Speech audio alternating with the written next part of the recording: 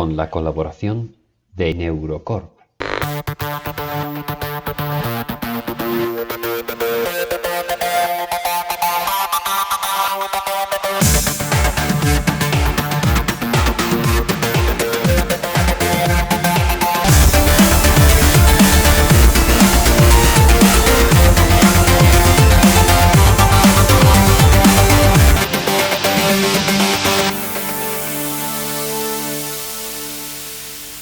Pues muy buenas y bienvenidas a un nuevo episodio de Engrama. Hoy están con nosotros Rosa María García y Ricardo Pascual y bueno, vamos a hablar un poco de psicología, de ideología, de colectivo trans.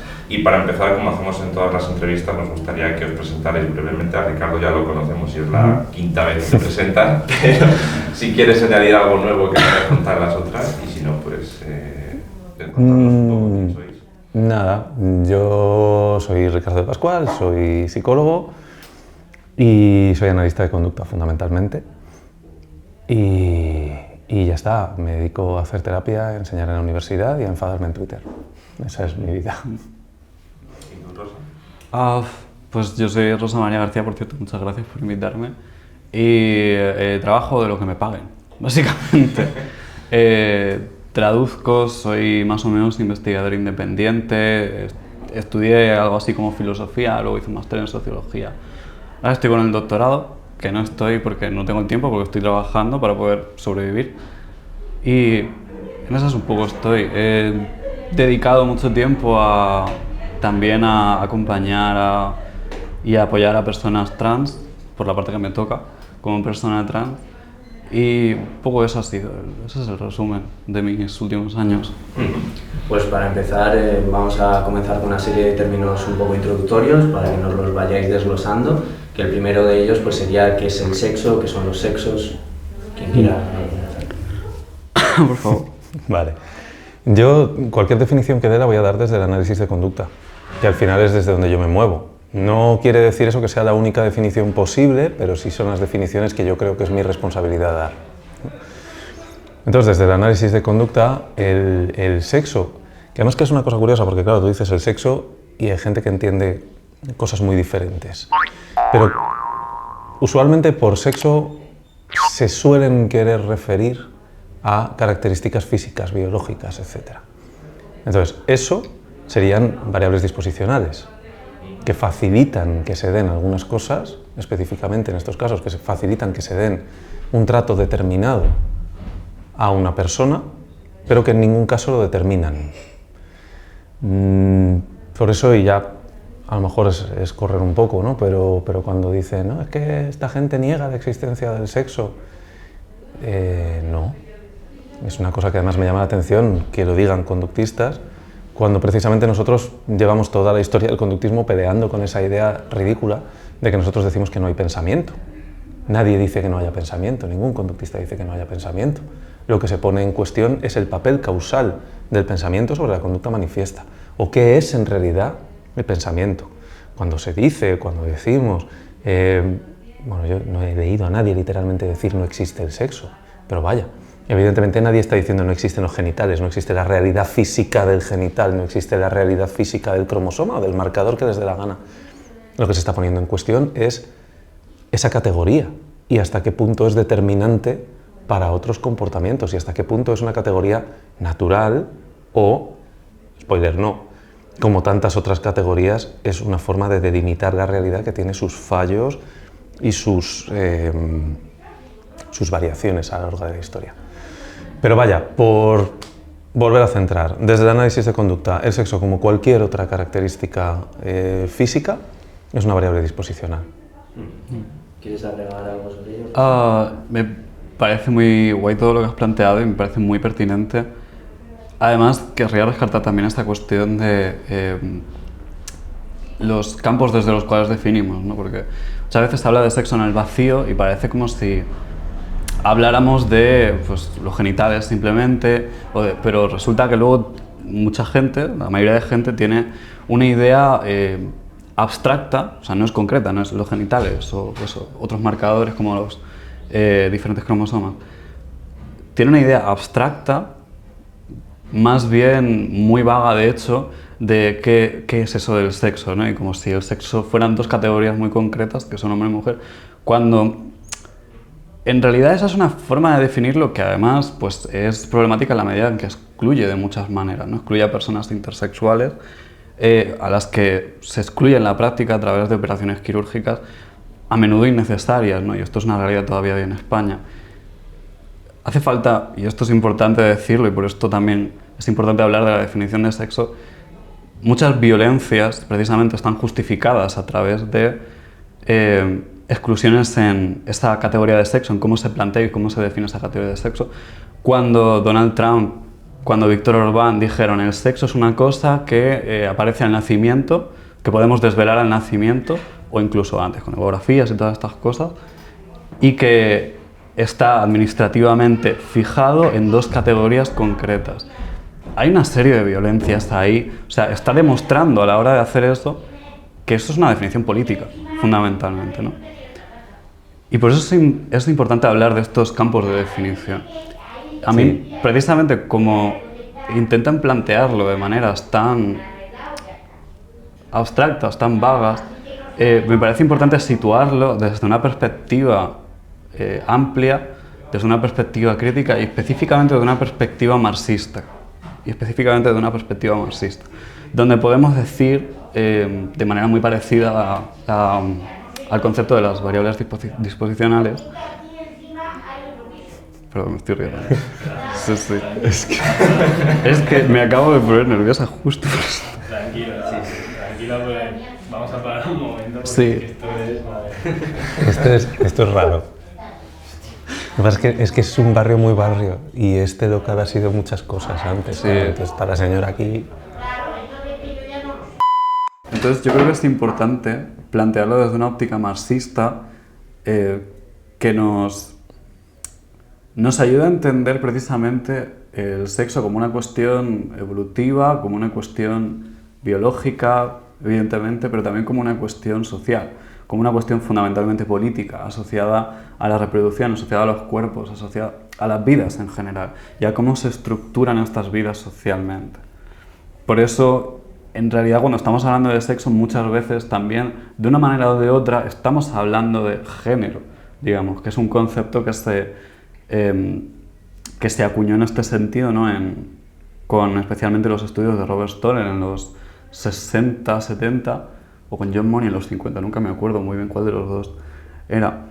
Y la acuñaron para decir, bueno, esto es una cuestión biológica, que es la del sexo, esto es una cuestión social, que es la del género, o es una cuestión social identitaria, ¿no?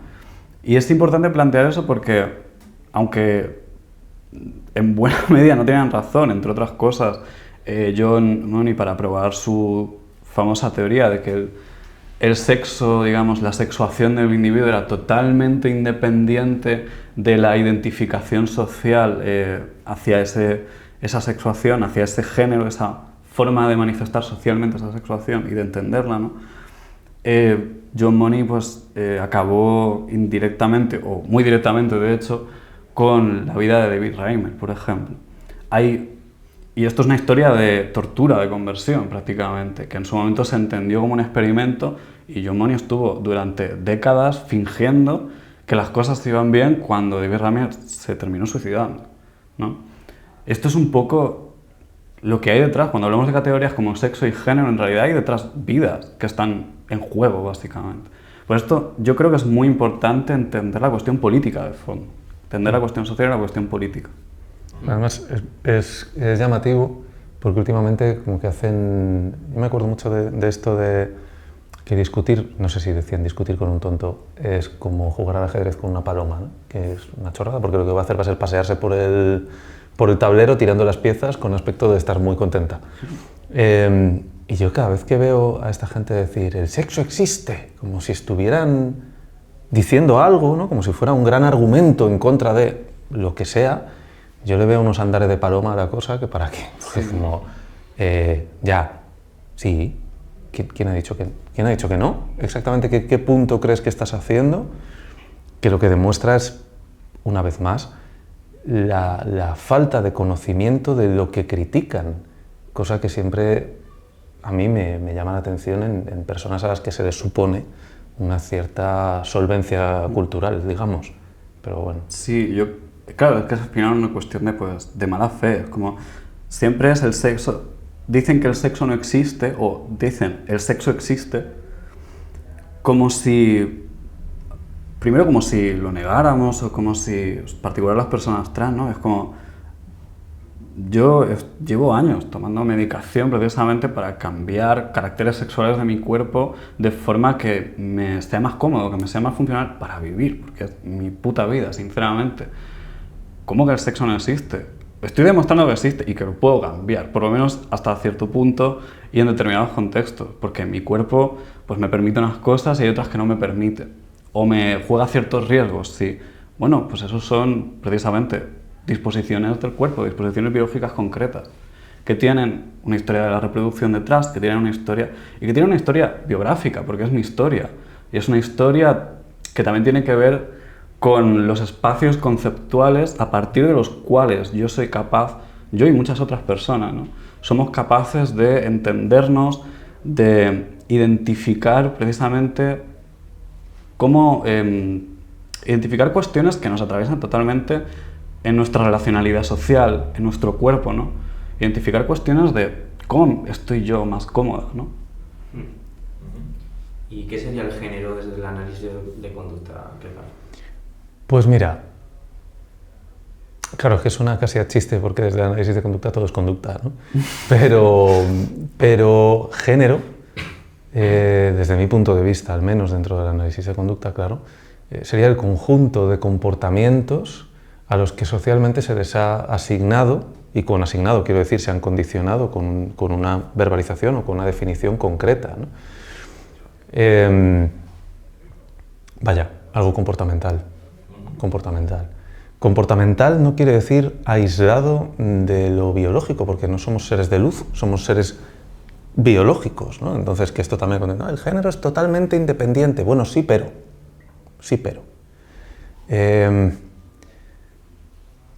Claro, desde el punto de vista del análisis de conducta, y aquí es que de nuevo, una definición tiene que darse dentro de un contexto determinado.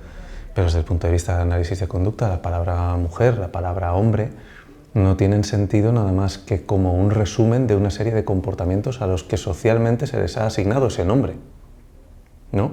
Es decir, desde el punto de vista del análisis de conducta, y estoy seguro de que habrá analistas de conducta en desacuerdo conmigo, ¿eh?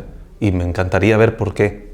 Honestamente, no es un me encantaría irónico, es un me encantaría ver por qué. Pero desde el punto de vista del análisis de conducta, una mujer o un hombre son personas que se comportan de tal manera que la sociedad ha etiquetado como, es decir, ha condicionado como hombre o mujer, simplemente. Igual que tímido, igual que alto, igual que bajo, que también son términos que se etiquetan socialmente. Nadie es alto en el vacío, por ejemplo. Nadie es hombre en el vacío. Lo es como referencia a otros repertorios conductuales, ¿no? Y yo creo que esa podría ser una definición bastante aproximada del género desde el análisis de conducta, que es como cualquier otra conducta. Lo que pasa es que le ponemos ese nombre de género porque es el nombre con el que se entiende fuera de nuestro campo. Si no, para nosotros no haría falta ni siquiera precisar. Es otro repertorio conductual determinado, ya está. Yo creo que muchas personas se perderán, igual que con esta cuestión del género, igual que se perderán pensando en el análisis de conducta como si conducta fuera exclusivamente pues, una forma estereotipada de plantearse en sociedad, ¿no? Como si fuera pues, una definición totalmente simplista, totalmente, bueno, reduccionista prácticamente, ¿no? Cuando en realidad el género desde un punto de vista sociológico es una forma de estructurar la sociedad, de estructurar una sociedad en relación a un ordenamiento sexual concreto, tiene que ver con la reproducción, pero es que también tiene que ver, obviamente, con la clase de aprendizajes, estas cuestiones conductuales en las que tú profundizarías mucho mejor que yo, desde luego. Pero tiene que ver con estos aprendizajes, con desaprendizajes, que en realidad vuelven a ser aprendizajes, ¿no? Es otra forma de llamarlos. Tiene que ver con cómo está atravesado tu cuerpo por esas violencias, tiene que ver con cómo te entiendes en sociedad, pero entenderse en sociedad también es entenderse corporalmente y es entenderse en muchos sentidos, ¿no? Género es una manera muy genérica y bastante poco útil en muchos sentidos, ¿no? Y demasiado útil en muchos otros. Por ejemplo, en cuestiones jurídicas, cuestiones políticas, pues seguramente es muy importante hablar de género distinguiéndolo de sexo, porque estamos en un campo concreto donde sexo podemos hablarlo como características sexuales, como un cuerpo sexuado concreto, y género podemos hablarlo como estas categorías que aparecen socialmente, que no están despegadas del todo realmente de esa sexuación, ¿no? Pero que van más allá de alguna manera. También por eso, de nuevo, importante entender que en diferentes campos, desde diferentes perspectivas, flancos, podemos entender definiciones que son ligeramente o a veces bastante diferentes. Pues decías de profundizar, bueno, que él podría profundizar un poquito más en las cuestiones de aprendizaje, así que si queréis profundizamos en el papel del aprendizaje, digamos, en contraposición a lo que sería la parte biológica.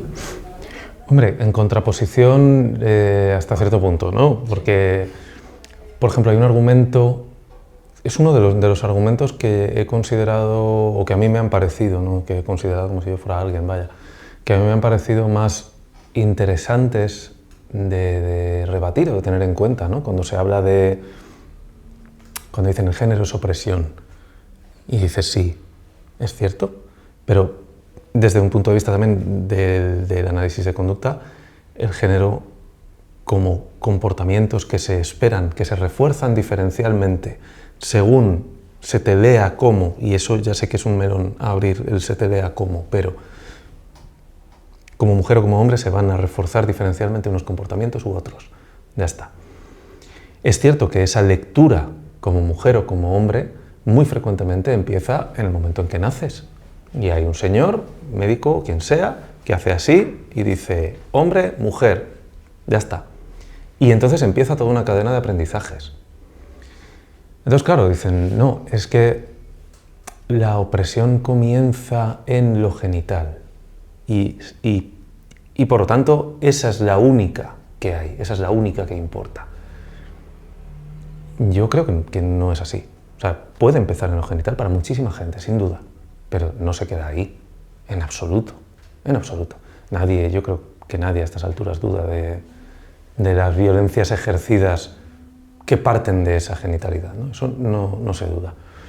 Pero si empezamos desde ese momento en el que se comienzan a reforzar ciertas cosas, sí que tenemos estudios, por ejemplo, sí que hay estudios de los niños cuyos padres o cuidadores no utilizan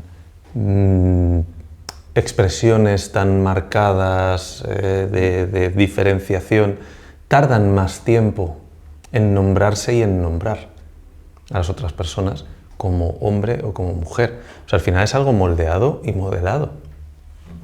Vamos, yo creo que a estas alturas ya casi es una obviedad, ¿no? Que todas hemos tenido experiencias en las que algún cuidador, sea profesor, sea padre, sea abuelo, sea quien sea, te ha dicho, si eres hombre, no hagas esto que pareces una chica, por ejemplo.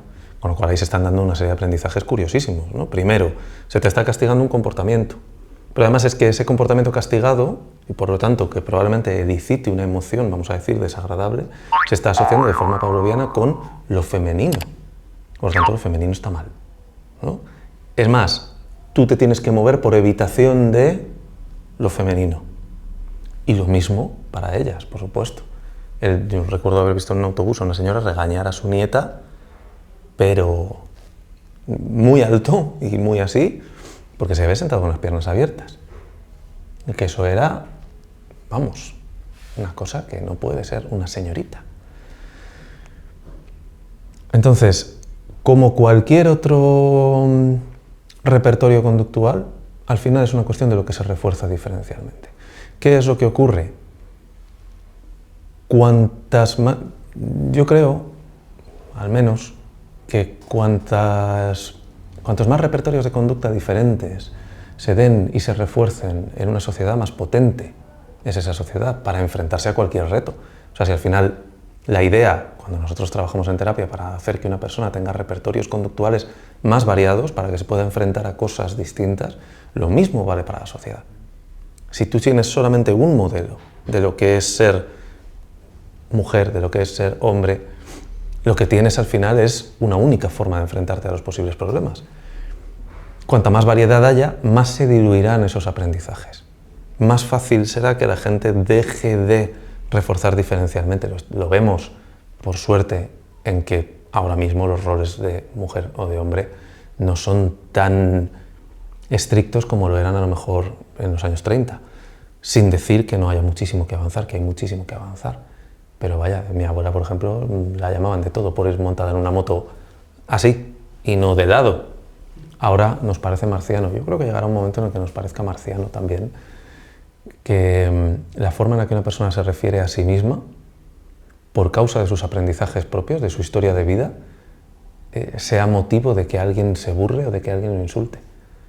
Pero eso pasa por dejar de ser tan estrictos en el reforzamiento diferencial según como hayamos leído a la otra persona.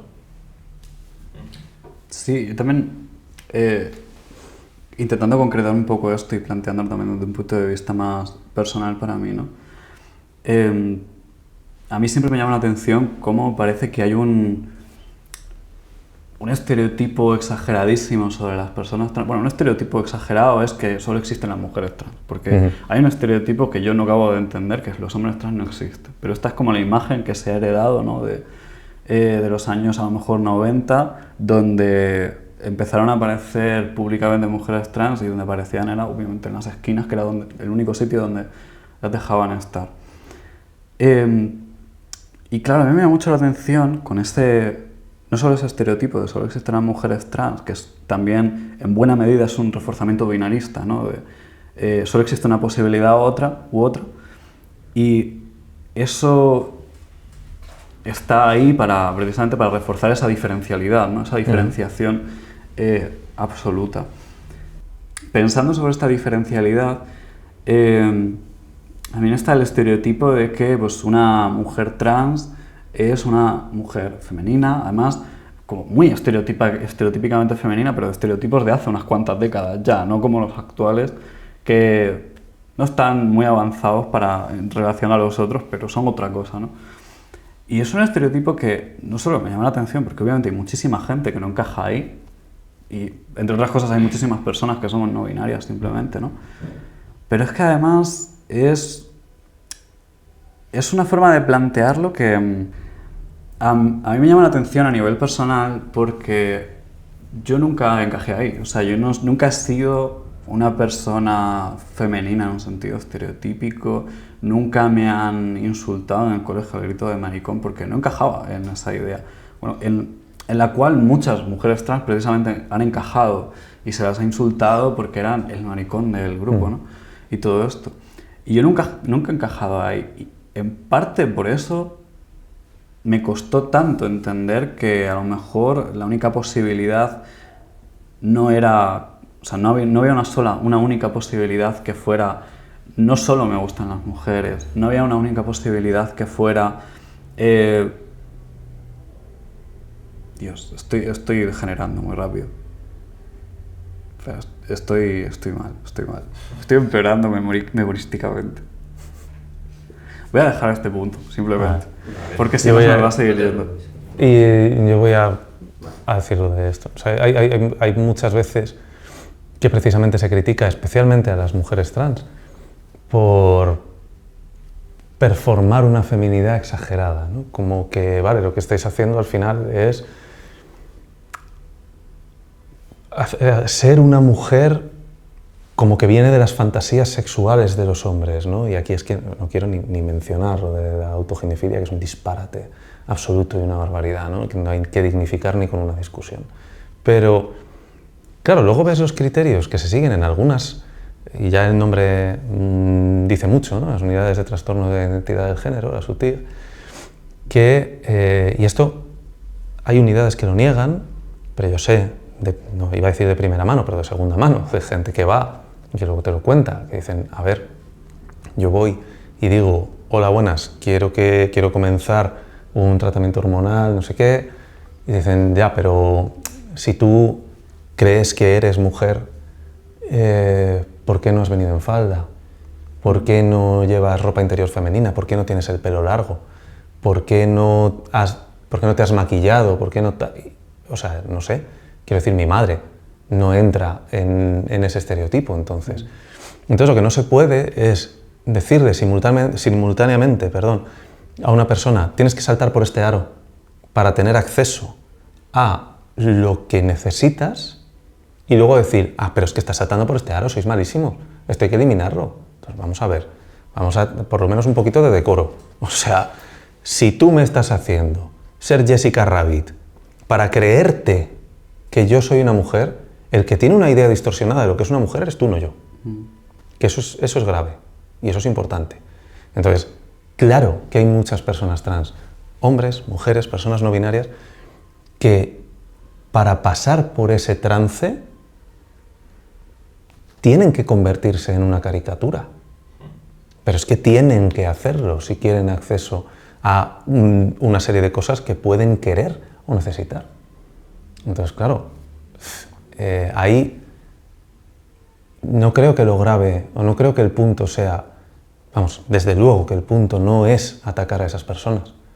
El punto es atacar a un sistema psicológico, un sistema médico que tiene unas definiciones tan rígidas que yo no sé vosotros, pero yo el 80% de las mujeres que conozco, y estoy siendo generoso, no entrarían en esa categoría.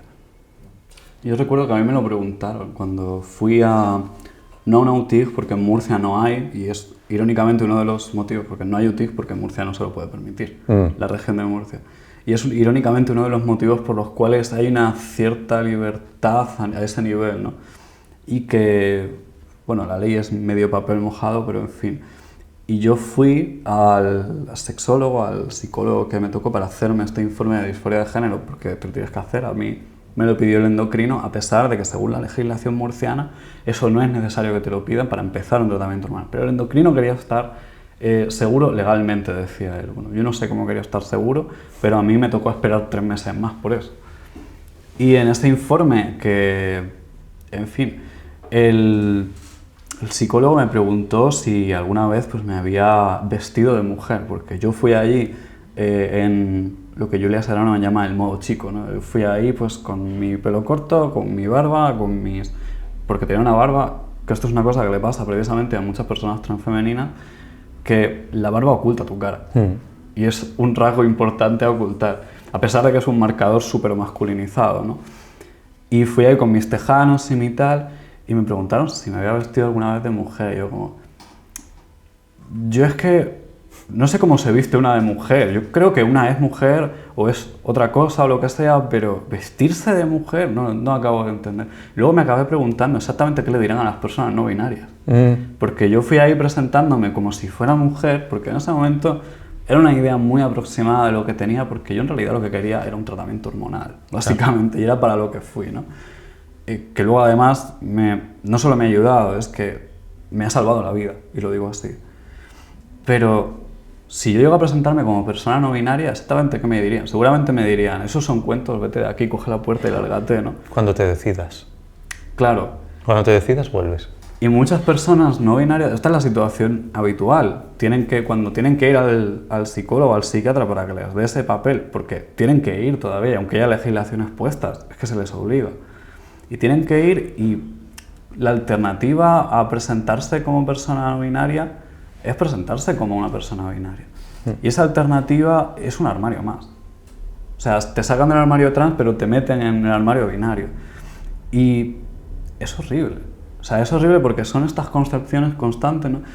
Yo, con este estereotipo de las mujeres trans tienen que ser femeninas, yo pensé que no podía ser una mujer porque además era... Bueno, es que era el estereotipo de las mujeres trans no son mujeres, ¿no? Y las mujeres trans nunca pueden ser guapas porque esos cánones están dictados desde normas cis, desde normas blancas, están dictados desde una serie de patrones estéticos concretos, por llamarlos así, ¿no? En las que simplemente hay una serie de exclusiones. muchísimas estamos excluidas de forma mucho más directa que otras porque hay una exclusión social de fondo, hay una exclusión muy fuerte, muy violenta. Y yo no me cabía en la cabeza la idea de que podía no ser un hombre, no ser un chico, porque a mí me habían dicho toda la vida que era un chico, porque eso es lo que se refuerza constantemente, ¿no? Que parece como si ahora la gente trans quisiéramos convertir a todo el mundo en trans cuando a nosotros nos han intentado convertir de toda la vida en cis. Y a la gente cis se le refuerza ese aprendizaje constantemente, precisamente, ¿no? Y a mí no se me había ocurrido siquiera la idea, porque yo tenía un concepto de la gente transexual y era un concepto abstracto de gente que odiaba su cuerpo, básicamente, ¿no? De gente que quería, bueno, como nos dicen hoy en día muchas veces, mutilarse, ¿no? Como todos estos conceptos. Y era una idea tan alejada de la realidad, porque yo no conocía, hasta los 20 y pocos años no conocía a una persona trans directamente en persona. La primera persona trans que conocí directamente, que yo supiera y que fuera abiertamente trans, fue mi actual pareja, que es Will, y que escuchándome hablar me dijo, es que todo esto me está sonando a que a lo mejor, piénsatelo, eres trans. Y yo, no se me había ocurrido pensarlo en la vida. Y había, según él me recuerda, porque yo nunca lo recuerdo, yo le dije en una de esas primeras conversaciones que había pensado en tomar estrógenos, pero que seguramente no me mejorarían nada. Pero había pensado antes eso, que nombrarme en otra categoría, que no fuera hombre, que era una categoría que yo ya encontraba incómoda, desagradable, me parecía, no sé, porque además pues yo me he criado entre hombres precisamente, y es entre hombres cis-heteros, por desgracia, y es una cosa que no le deseo a nadie, en esos círculos que muchas veces hay de hombres cis-heteros, donde a menudo se refuerza esa masculinidad, que no es una masculinidad decente, que es una masculinidad en detrimento de las mujeres, en detrimento del mundo en general, ¿no? Y en detrimento muchas veces de su propia humanidad. Hace mucho tiempo estuve en un congreso y una de las mesas que había era una presentación precisamente de profesionales, utilizo el término en su acepción más amplia, de una UTIG, y presentaban casos. Yo en aquel momento tenía a una persona trans sentada a mi lado y claro, estábamos alucinando. Había un caso que presentaba una chica toda encantada porque lo había conseguido resolver, que ya ahí hay una cosita un poquito problemática, ¿no? Pero bueno, vaya. Después de 2 años que habían tenido una persona que iba y que, bueno, pues que, claro, en retrospectiva, para las personas con algo de conocimiento de este tema, a lo mejor que estábamos mirando era como tenías delante una persona no binaria. Eso era lo que tenías delante. Pero esta chica estaba, claro, yo no le podía dar ningún permiso ni ninguna tal para hacer nada, porque es que unos días me decía que quería ser hombre, otros días me decía que quería ser mujer y otros días me decía que no estaba seguro de si era una cosa u otra. Se tiró así 2 años. Y las últimas diapositivas eran, por fin, yo qué sé, Pepa ya vino, se había decidido, y vino con un vestido, y vino con el pelo largo, y vino habiendo decidido que se llamaba Pepa, y vino maquillada y diciendo que era mujer. Y entonces ya sí le dimos acceso a tal, porque se había decidido. Y lo decían como, fijaos qué prudentes somos. Claro, yo digo, lo que hizo Pepa fue decir, voy a darle a esta gente lo que quiere para que me dejen en paz de una vez. Pero ¿por qué el estado no sé si decir de fluidez, pero ¿por qué no ni lo uno ni lo otro puede ser un estado permanente? Puede serlo perfectamente. De hecho, en cierto sentido, todo el mundo está en eso, claro. Pero bueno. Ahora me gustaría que nos hablarais un poco también de la realidad de las personas trans, de las barreras que se encuentran en su día a día, de los mitos que hay en torno a todo este colectivo de personas, y pues ya sea por experiencia propia o pues, cosas que oís por la calle que están como muy, o en medios incluso, que están como mucho.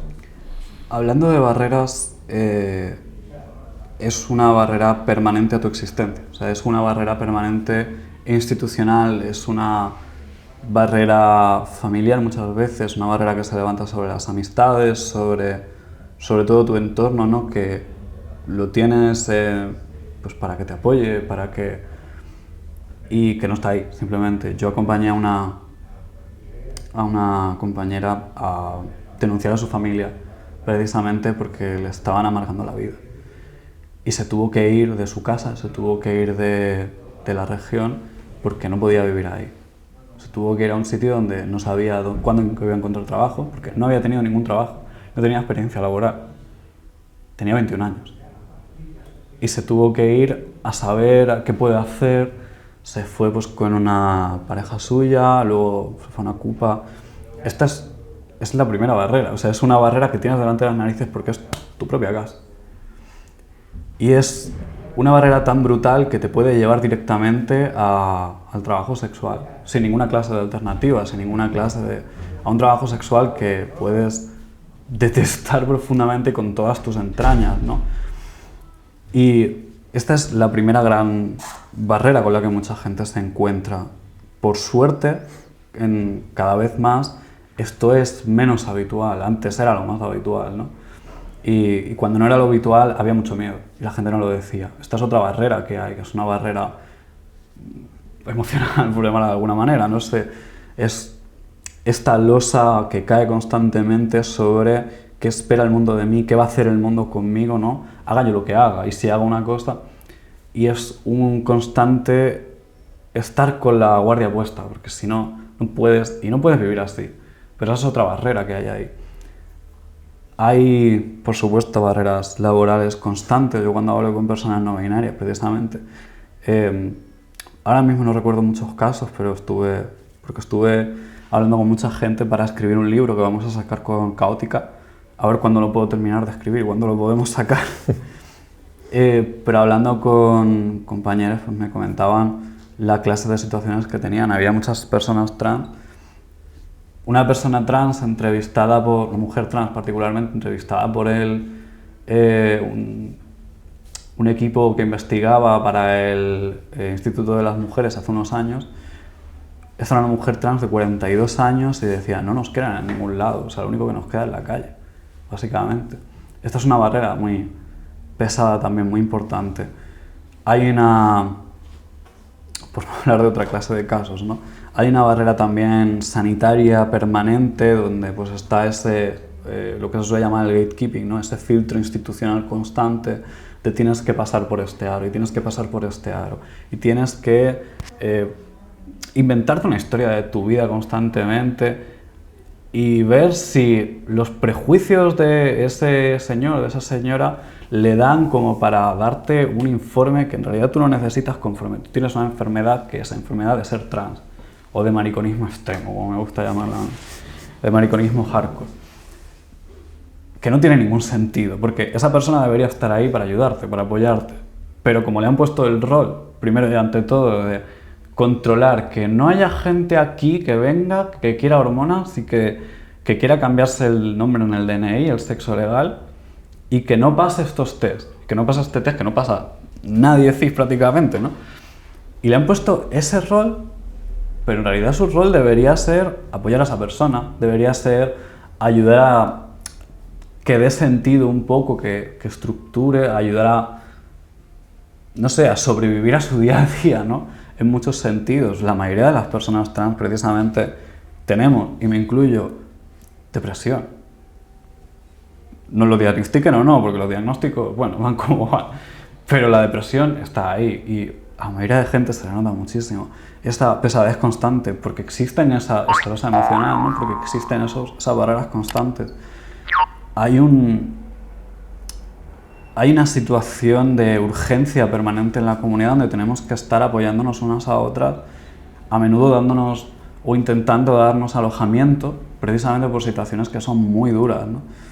Intentar darnos información porque los endocrinos parece que no se han leído las guías, que es una cosa como muy básica cuando un endocrino supuestamente es un experto de gente trans, porque siempre hay uno que es un experto en gente trans, y luego le vas a decir, oye, es que en las guías internacionales que provienen de este equipo de Estados Unidos, que tiene un montón de investigadores y tal, que es una de las guías más seguidas, viene que se puede rebajar la testosterona con los bloqueadores y a mí personalmente se me rió en la cara ese médico. Y es como, viene una guía internacional, joder, no me he estado leyendo yo cosas para que tú te rías en mi cara. Pero esa es la situación habitual, ¿no? Y es una constante. Yo tuve que... Está el desabastecimiento de medicamentos también, que lo estuvimos ayer hablando en un acto con Marina Sáenz, ¿no? Hablando del lobby trans y las farmacéuticas. Como si las farmacéuticas tuvieran un interés cuando periódicamente nos retiran los medicamentos porque no les sale a cuenta. Que yo un día, después de que me retiraran 2 medicamentos, fui a coger Climen, porque digo, tengo muchas amigas que están con Climen, no va a desabastecerse. Hay mucha gente que lo utiliza, pues a la semana dejo de haber. Es una constante, ¿no?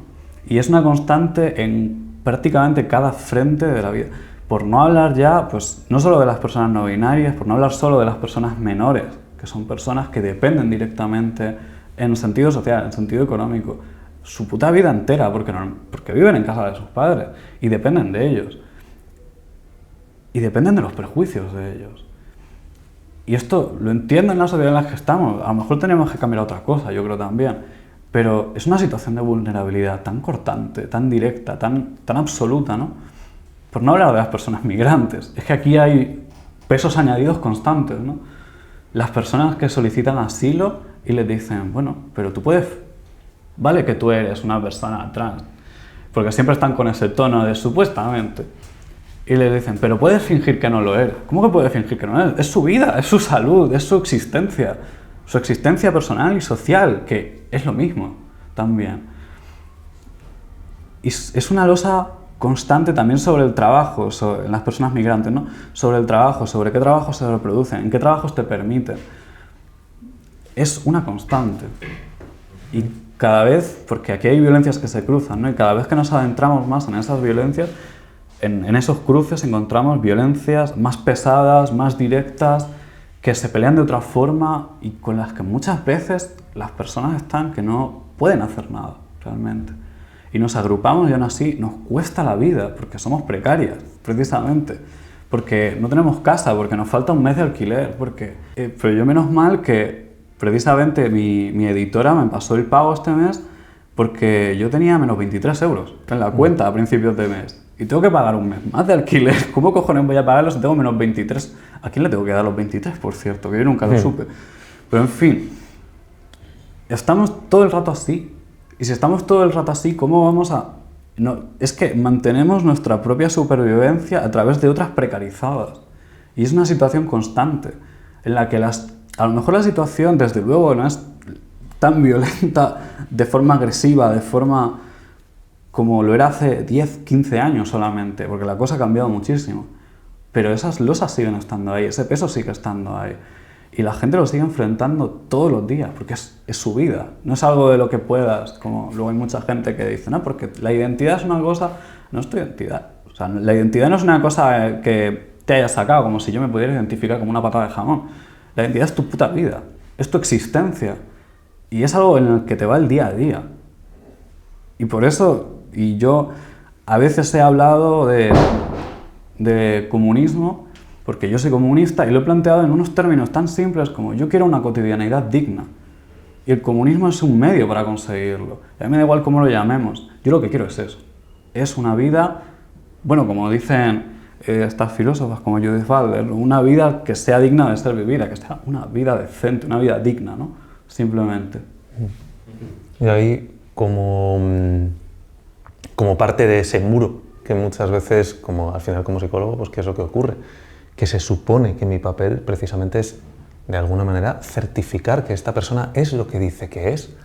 Y a mí me parece una cosa peligrosísima, porque al final yo lo que estoy haciendo... Punto 1, ¿quién soy yo para certificar que nadie es una cosa u otra?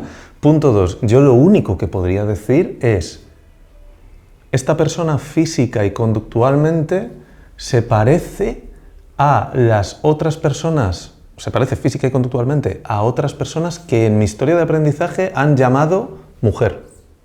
Pero ya está, no puedo decir otra cosa. Y francamente yo no creo que yo tenga que tener esa autoridad para decirle a alguien lo que es o lo que no es. A mí me viene una persona y me dice, yo qué sé, me viene una persona que mide 1,20 m y me dice soy alto, y yo le voy a decir, ¿en qué baremos? ¿Bajo qué condiciones te autodenominas alto? Y vamos a ver. Pero a mí una persona me viene y me dice soy mujer, y yo digo, encantado, ¿cómo te llamas? porque creo que ese tiene que ser mi papel. O sea, es que volvemos a lo de antes, poner aros sistemáticamente para que la gente los tenga que pasar, para conseguir una especie de validación social que está basada al final en unos estereotipos tremendamente rancios, es una forma de ejercer un poder totalmente indigna, desde mi punto de vista totalmente indigna. Y hombre, yo me he encontrado con personas trans en situaciones realmente muy fastidiadas. En realidad, en general, lo que dicen los estudios es que el colectivo LGTB en general tiene mucha peor salud mental, nótense las comillas, que el resto de la población. Que eso, claro, luego hay gente que dice, pero si es que estáis fatal de la cabeza. Como ya, por tu culpa. O sea, si tú me dejaras en paz, yo estaría tan contento, que los problemas psicológicos no vienen de dentro. No vienen de, ay, se me han desarreglado las endorfinas o lo que sea, no. Viene de mi interacción con el entorno. Si el entorno sistemáticamente me maltrata y me oprime, obvio que voy a tener problemas. Evidentemente, pero eso no es porque yo sea trans, porque sea de mariconismo extremo o hardcore, o porque sea una lesbiana que va con el pelo rapado. O sea, no viene por eso. Viene porque la reacción del entorno ante eso es de ejercer una violencia a la que yo tengo que sobrevivir. Y hay muchas veces que te encuentras como terapeuta diciendo cosas que son profundamente insatisfactorias. Porque, claro, también muchas veces cuando hablan en contra de los queer, al final lo que dicen es que vivís en un mundo de fantasía. No, perdona. Que vivir en un mundo de fantasía eres tú, que estás hablando de abolir el género. Muy bien, cojonudo. ¿Cuál es el primer paso? Por favor, dime cuál es el primer paso. Y vamos a ello. ¿Cuál es el primer paso? Ahora, si el primer paso es pisar el cuello a la gente que precisamente con su propia existencia demuestra que el género es totalmente arbitrario, no vamos a estar de acuerdo, de ninguna de las maneras, ¿no? Pero si yo al final lo que tengo que decirle a una persona trans que está sufriendo que la gente de su entorno, por ejemplo, frecuentemente utilice los pronombres que no deberían utilizar, o le llame de una manera que no debería llamarle, al final te encuentras diciéndole a esa persona, de alguna manera tienes que aprender a vivir con esto. Pero porque la alternativa es estar sufriendo todo el día. De alguna manera tienes que aprender a que cuando tu madre, por cuarta vez, te llama de una manera que no te tiene que llamar, que tu reacción, en lugar de tener que irte a tu habitación y encerrarte y no salir 3 días, pueda ser hacer así, poner los ojos en blanco y decir, me llamo María, mamá. Y ya está.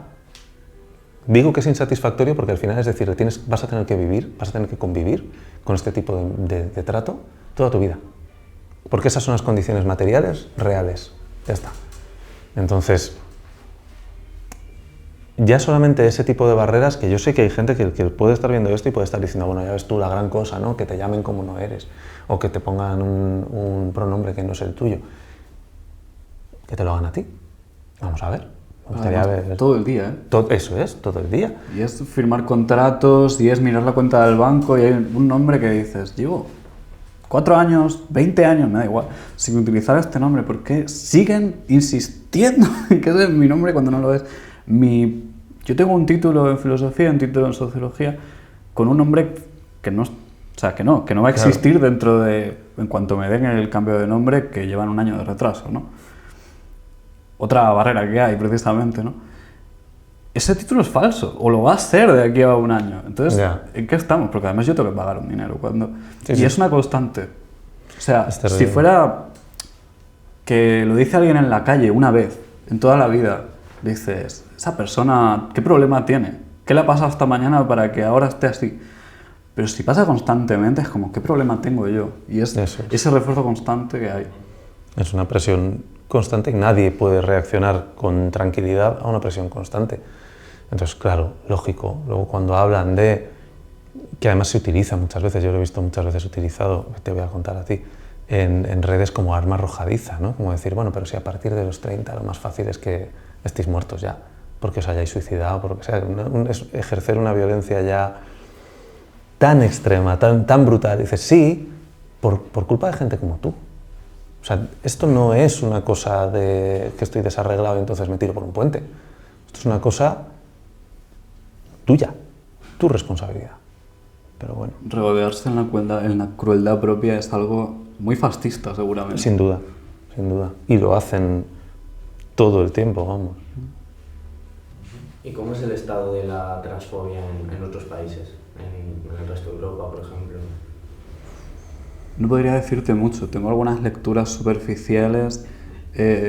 Lo que más información tengo es sobre el Reino Unido y Estados Unidos, por la parte que me toca por mis traducciones, y pues sobre todo porque hay una conexión muy directa en los razonamientos y en la violencia transfoba, transodiante más organizada de España y el ámbito anglosajón, ¿no?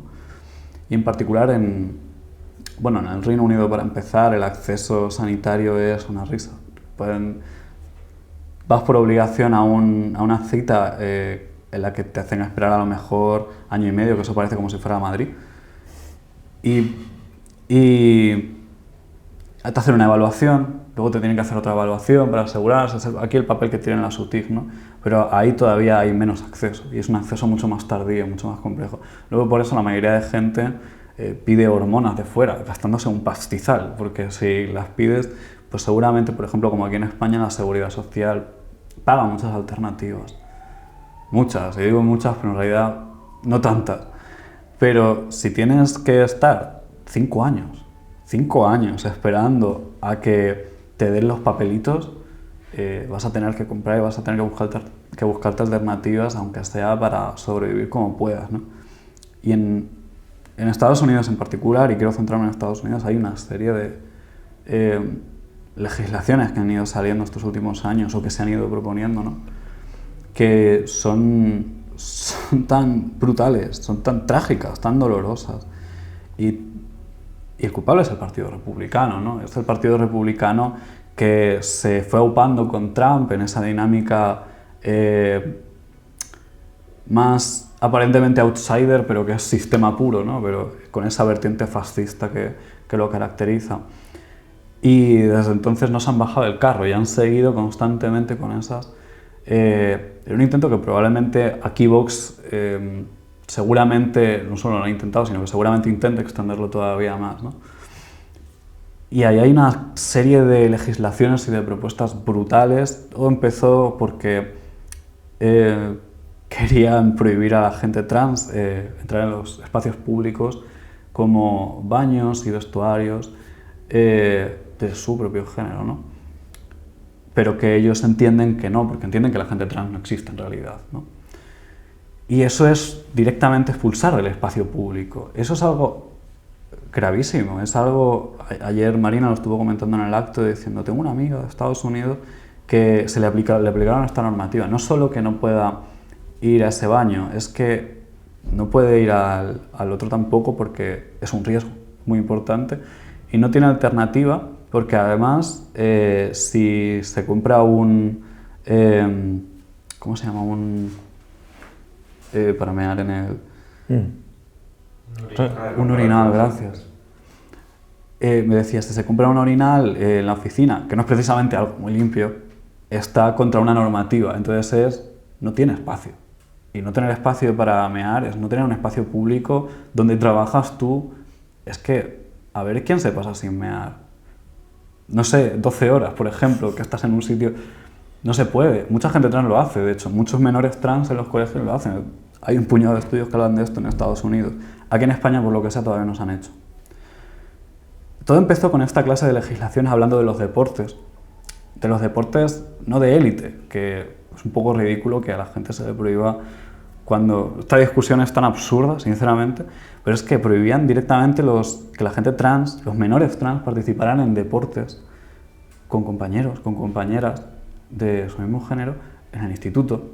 Y es que son sus amistades. O sea, estás prohibiéndole estar con sus amigas, joder. Eso es grave. Pero es que además pusieron una legislación en la cual si había, en estos mismos deportes de instituto, si no recuerdo mal, o de universidad, hay una diferencia en Estados Unidos, esto es importante de alguna manera, no lo recuerdo muy bien. Pero si había alguna ambigüedad detectable visualmente en la persona, se le podía hacer lo que llaman lo diré. Un examen genital. Sí, gracias. Un examen genital. Un examen genital a menores de edad. eso es puerta de entrada para abusos sexuales de toda clase, para empezar. Porque esa persona no tiene por qué enseñarte los genitales. O sea, porque ¿quién eres tú? ¿Un cura? O sea, esa persona no tiene por qué enseñarte los genitales. Eso es una humillación directa, ¿no? Y además, en fin, claro, esto es algo que el Partido Republicano apoya directamente, a mí no me sorprende nada, pero bueno, todo empezó así, porque era la excusa, sobre todo para crear un pánico social de las personas trans, bueno, los hombres vestidos de mujeres quieren ir a los baños de mujeres, como llevamos haciendo toda la vida. Porque lleva existiendo gente trans desde hace mucho tiempo. Prácticamente desde que existe la gente, que es una cosa bastante importante, ¿no? Y querían desarrollar este pánico social y lo hacían todo por ese... No solo era un expulsar del espacio público, era un expulsar del discurso público. De aquí esta gente es peligrosa, ¿no? Y el relato del peligro social para la familia y particularmente para los niños, que hace unas décadas estaba sobre todo sobre los hombres gays, se pasó a las mujeres trans. Hay un estudio maravilloso de hace 4 años de Amy Stone que habla de esto, de cómo, analizando la publicidad que planteaban estos partidos y estas entidades homófobas y transfobas, vieron que había habido un cambio exageradísimo en esa narrativa. Esa narrativa se dejó de aplicar a los hombres gays y se empezó a aplicar a las mujeres trans directamente. Hay un cambio muy grande y es esta ola de pánico social, pero es que además ha seguido hasta el punto de que ahora están negando a la gente trans el acceso a a la atención sanitaria, a un tratamiento hormonal, es que es alucinante. Yo de verdad que no puedo... Me cuesta hablar de esto porque es muy directo y me toca muy cerca, a pesar de que no me toque personalmente de manera muy directa, ¿no? De manera mía. Pero joder, están denunciando a padres porque apoyan a sus hijos trans y lo llaman abuso de menores. Es que es acojonante, y esta es un poco la situación en Estados Unidos, en unos estados más que otros. Hay estados que afortunadamente y por lo que sé se están formando una alianza institucional de alguna manera contra esto, ¿no? Porque son estados demócratas donde más o menos tienen, pues no sé, son liberales en algún sentido y protegen, pero estamos hablando de que la gente hay desplazamientos forzados, porque hay menores trans y las familias que los apoyan tienen que irse de ese estado, donde tienen a sus amistades, donde tienen su trabajo, donde tienen su vida. Es que estamos hablando de una situación trágica. Eso es lo que está pasando en Estados Unidos. En el Reino Unido no está mucho mejor, o sea, por lo menos todavía no han tirado para atrás lo poco que tienen. Y eso es la parte que yo sé, que yo conozco pues más o menos de lo que puedo ir leyendo. A mí hay una cosa que me llama la atención ahí, y es que la gente no se da cuenta de que cualquier colectivo minoritario que llame la atención por algún caso, sobre el que se empiece a legislar de esa manera, o sea, está ejerciendo la función de canario en la mina. Además, siempre ha ocurrido, ¿no?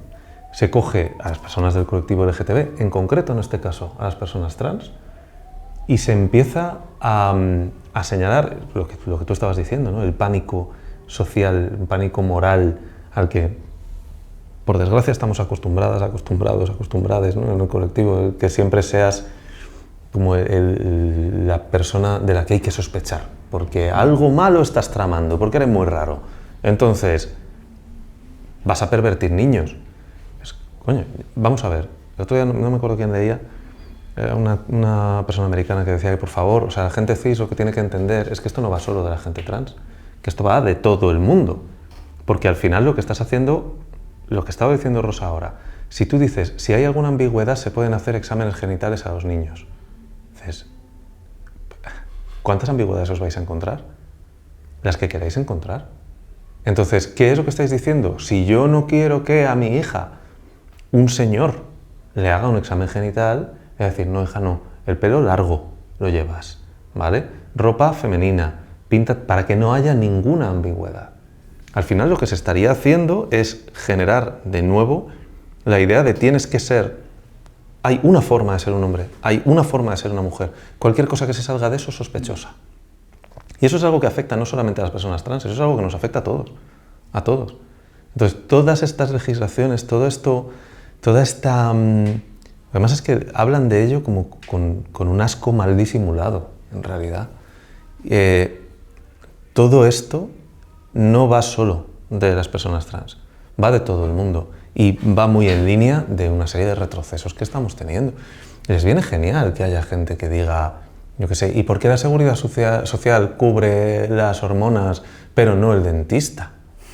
O sea, que es como de estas cosas que dices, ¿y por qué existen los melones y hoy no hay café en mi casa? Nena, yo qué sé, ¿sabes? Dale una vuelta tú. Pero lo que tendrías que estar haciendo es pedir que cubra el dentista. No pedir que se dejen de cubrir las hormonas. ¿Qué es lo que ocurre? Que si tienes a un partido o varios diciendo esto es un caprichito neoliberal de gente que un día se levanta de pronto, porque la cosa es así, ¿no? O sea, un día te despiertas y dices, ¡ah! Soy mujer, ahora quiero hormonas, voy para allá. Y entonces, este caprichito se lo pueden quitar. Total, yo que sé, que se disfracen en Nochevieja de mujer o así, como hacen muchos señores, ¿no? Ese discurso es peligrosísimo. Es una cuesta abajo muy, muy resbaladiza. Efectivamente, Estados Unidos, que como siempre es básicamente una distopía, pues ya lo tienen ahí. Pero en Inglaterra había, no hace mucho, y corrígeme si me equivoco, porque a lo mejor me equivoco, que estaban celebrando una posible modificación de la ley que, entre otras cosas, subía la edad para el aborto. Porque iba metido también cosas antitrans. Es como, ¿hasta qué punto estás dispuesta a renunciar a tus propios derechos que han costado sangre, literal, sudor y lágrimas, con tal de pisar el cuello a la gente trans? ¿Y por qué? ¿Dónde está el problema? ¿Cuál es el problema? El problema es que te da repelús. Entonces el problema lo tienes tú, no esta gente. Siguiendo con los temas del deporte, por ejemplo, al final todas estas polémicas que ha habido en el deporte de élite, porque recientemente además una nadadora trans había sido excluida, creo que de la competición, o no sé exactamente de qué, al final porque veían injusto que pudiera participar, porque tenía una serie de supuestas ventajas. ¿Qué opináis sobre estos temas? Me parece tan ridículo y tan infundado, gratuito.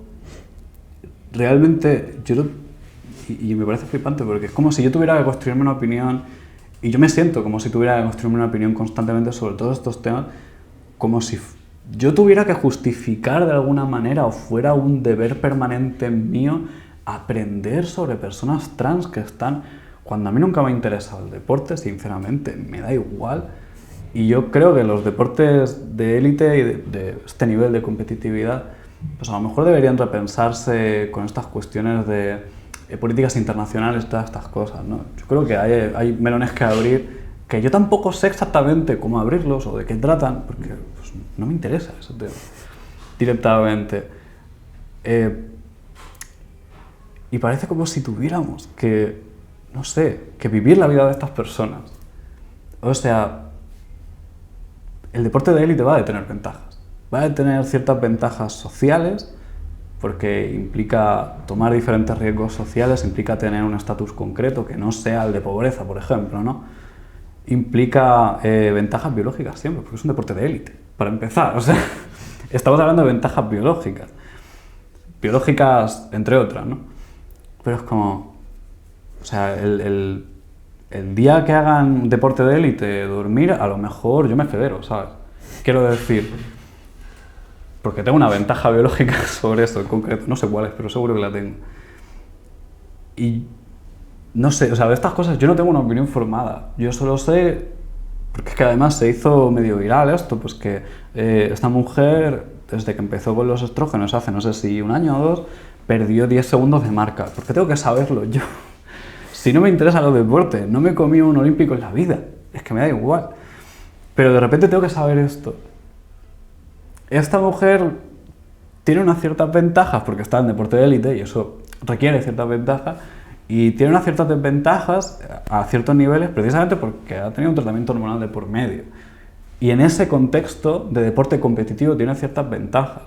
A mí me parecería mucho más importante, lo que pasa es que como esto tiene una especie de prestigio extraño en unos círculos concretos, pero con el deporte de élite me refiero, ¿no? Pero a mí me parecería más importante hablar de que, coño, pues que la gente pueda practicar deporte tranquilamente, que el tema de las amistades, que también tiene mucho que ver con el deporte precisamente, son una serie de temas que están ahí enfocados en el deporte, en la vida cotidiana de cualquier persona, o de muchísima gente.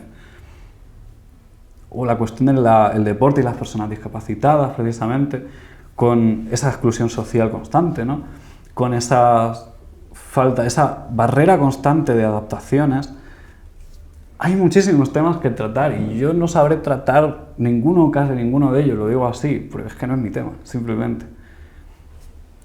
Pero el deporte de élite, o sea, yo soy abolicionista del deporte de élite, sinceramente. Creo que no debería existir, el deporte debería ser deporte y punto. Pero bueno, a mí es que las élites no me gustan. A mí me hace gracia cómo la narrativa cambia, ¿no? Cada vez que Phelps gana una medalla, es como, ¡guau! Phelps es un monstruo de la naturaleza, y te lo ponen así, además, como que es como... Así es.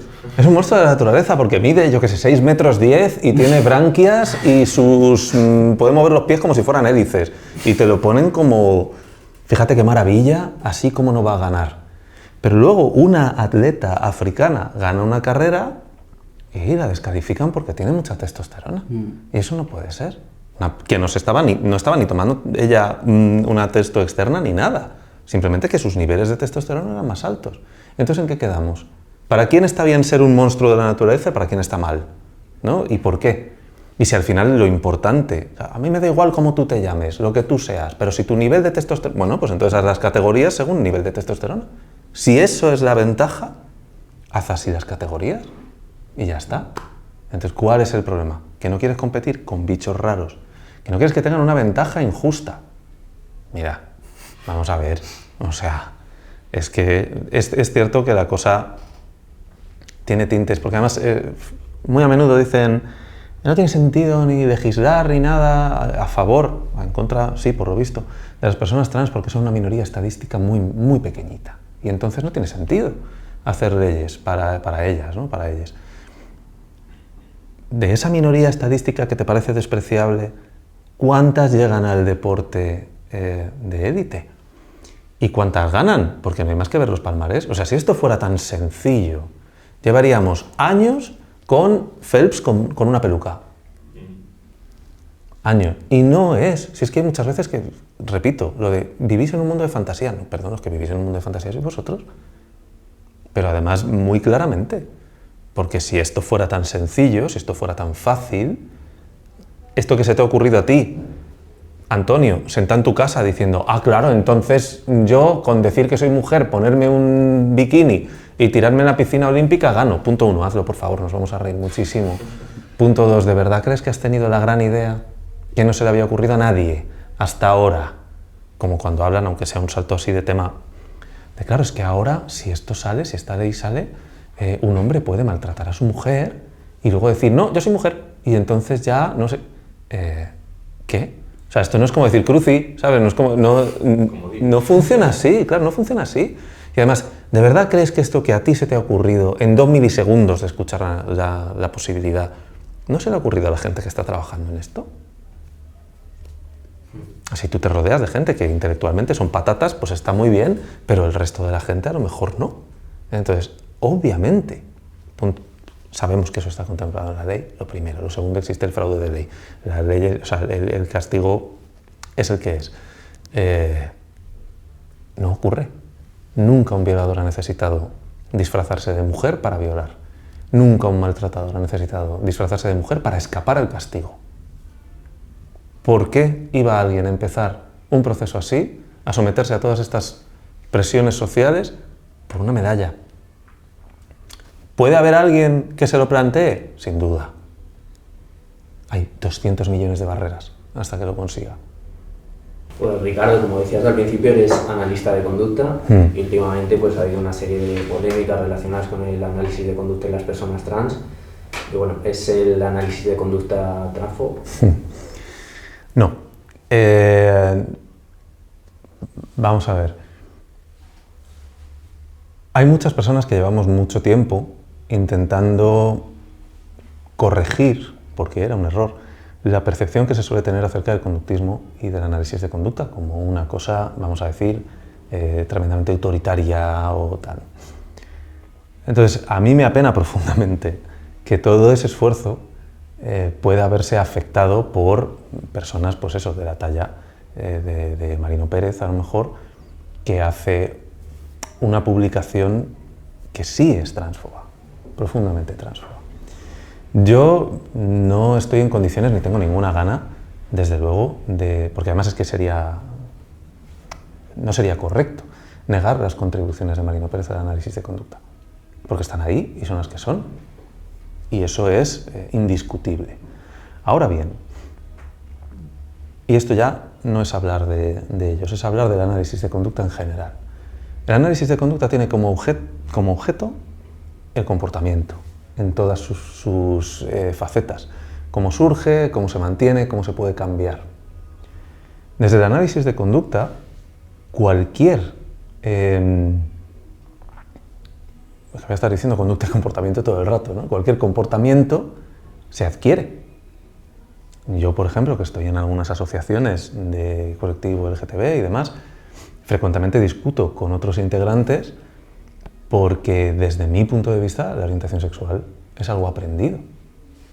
Igual que la orientación sexual, igual que la identidad de género o cualquier tipo de identidad, son cosas aprendidas. ¿Estoy diciendo con esto que rechazo de plano la posibilidad de que haya alguna influencia biológica? No estoy en condiciones de rechazar eso de plano. Pero de entrada, mi posición, mi compromiso teórico es este, que es aprendido. Claro, inmediatamente cuando uno dice eso, lógicamente, una de las primeras cosas que saltan es, entonces se puede cambiar. Entonces tú estás a favor de las terapias de conversión, de las torturas de conversión, que dicen. En absoluto, para nada. Que algo sea aprendido no significa que sea modificable. Puede ser modificable en un plano teórico. En un plano teórico de Torre de Marfil.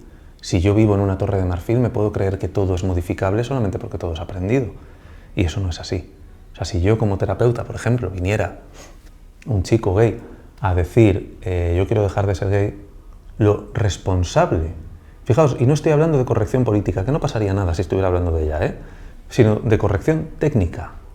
Lo responsable es decirle no puedo. ¿Por qué? Porque aunque quisiera hacerlo, que lo ideal sería que ningún terapeuta quisiera hacer eso, desde luego, no tengo los medios técnicos para ello. No tengo el control contingencial suficiente como para moldear un comportamiento distinto. Al final lo que voy a hacer va a ser que lo pases mal para nada.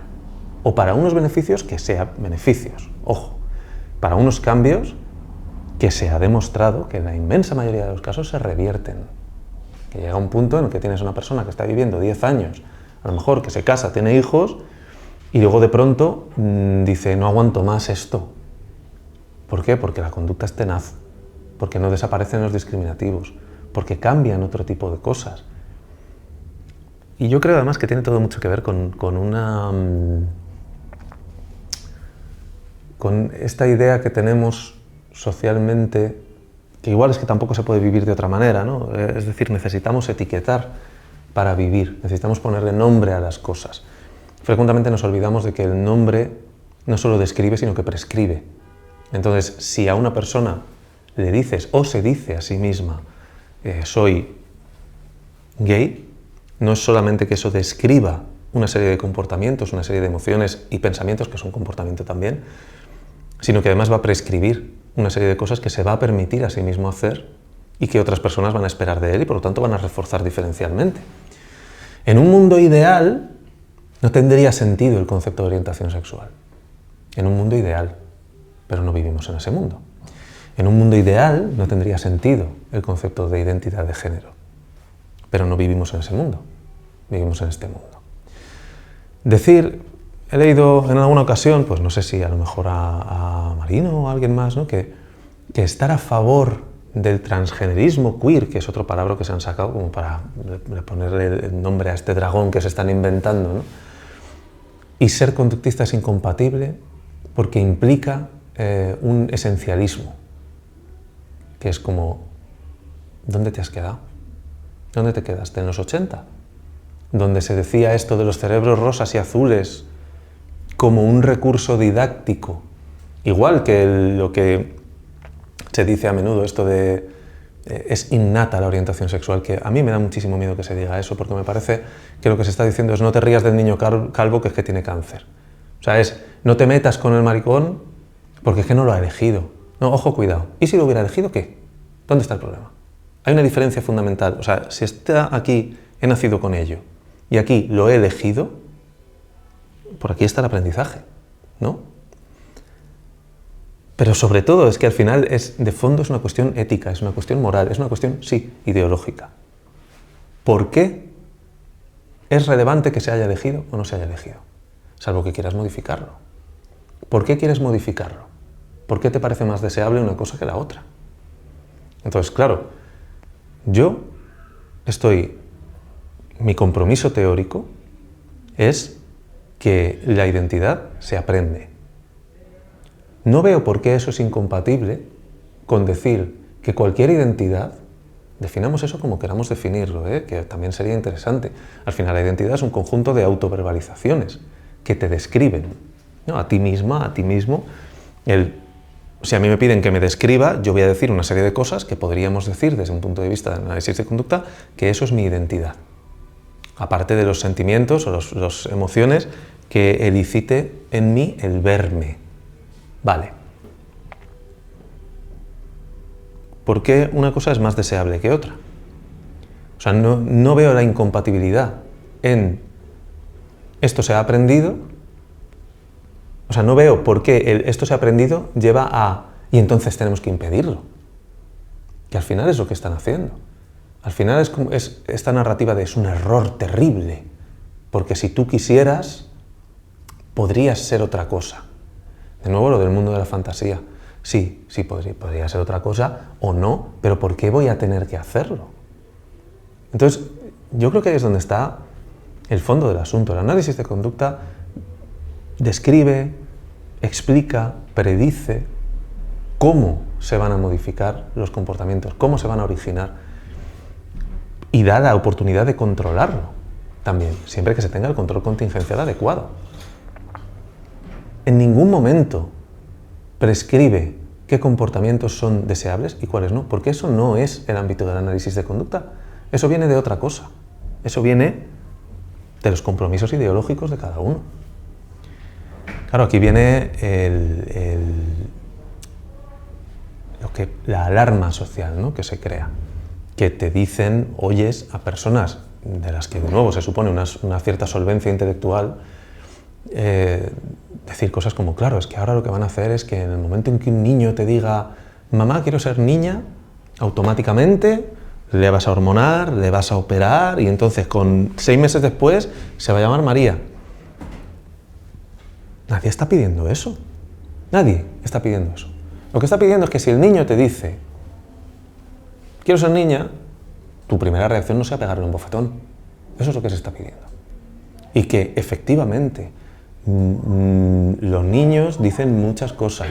Y hablo de niños porque en el análisis de conducta se habla mucho de los niños porque es una etapa de la vida en la que el comportamiento es muy fácilmente controlable. Ojo, no modificable, que modificable es modificable en todos los momentos de la vida. La diferencia es que en los niños es más controlable porque sus contingencias están más bajo el control, valga la redundancia, de sus cuidadores. Pero, no sé, o sea, al final lo que se está diciendo es tu papel como cuidador, como responsable de esta criatura, ¿cuál es? ¿Reforzarlo todo indiscriminadamente? Probablemente no. Pero sí darte cuenta de que a lo mejor lo que estás reforzando tiene más que ver contigo que con esta persona. Yo tengo noticias para esta gente. La gente LGBT no aparece en el mundo con 18 años. O sea, nacemos así, en una nube rosa de purpurina y aparecemos. Tenemos infancia, tenemos adolescencia, tenemos incluso primera niñez. Cuando te dicen, no, un niño de 3 años es demasiado pequeño para saber lo que es. Claro, pero es demasiado pequeño para saber que es una niña, pero le tengo que imponer que es un niño. Claro. Siempre es demasiado pequeño para saber que es gay, pero no es demasiado pequeño para que le preguntes, ¿qué, ya tienes alguna novia? O sea, que todo eso parece perderse en anécdotas, pero no lo es, porque todo eso moldea el comportamiento. Todo eso está, de nuevo, prescribiendo. Qué susto. Todo eso está, de nuevo, prescribiendo. Todo eso está, de nuevo, reforzando diferencialmente unos comportamientos y otros. Entonces, ¿es el análisis de conducta tránsfobo? No, en absoluto se sigue de ninguno de los principios del análisis de conducta que haya de alguna manera que quitar la autonomía, que por cierto, la autonomía es uno de los derechos básicos de las personas que acuden y que buscan ayuda, pero en ninguno de sus principios se dice que haya que cortar la autonomía para ir por un lado y no por otro. Que no estamos hablando de gente que se quiere poner un cinturón de bombas y plantarse en Callao. Que estamos hablando de gente que quiere que la dejen en paz, con su forma de ser, con quienes son, y ya está. Yo, no sé, yo que no tengo grandes aspiraciones en la vida, más allá de que me dejen en paz, que no tengo ningún interés en llegar a ser ninguna luminaria de las artes y las ciencias, me parece que dejar en paz a la gente es algo bastante básico. Dicho esto, el análisis de conducta dota de una tecnología, es decir, de una tecnología conceptual, pero también práctica, de modificación de comportamiento. Entiendo que la gente para la que todo esto da miedo y es raro y hay que cambiarlo, tenga la tentación de decir, tiro por aquí, porque esto funciona. Así funciona, claro que sí, pero no para esto. Y no para esto, no porque esto sea algo mágico y algo esencial, sino porque es tal la cantidad de pequeños aprendizajes, de esas pequeñas anécdotas, que al final es lo que conforma la vida, que si quisieras modificar todo eso, no ibas a poder. Que es lo que se ha visto, no se puede. Entonces, me gustaría creer, pero es más un ejercicio de deseo que otra cosa, ¿no? Me gustaría mucho creer que es algo muy generacional, que veo analistas de conducta de cierta edad que todo esto es como, madre mía, qué locura, esto hay que detenerlo, esto hay que tal, y veo, por suerte, analistas de conducta más jóvenes que dicen, ¿por qué? ¿Dónde está el problema?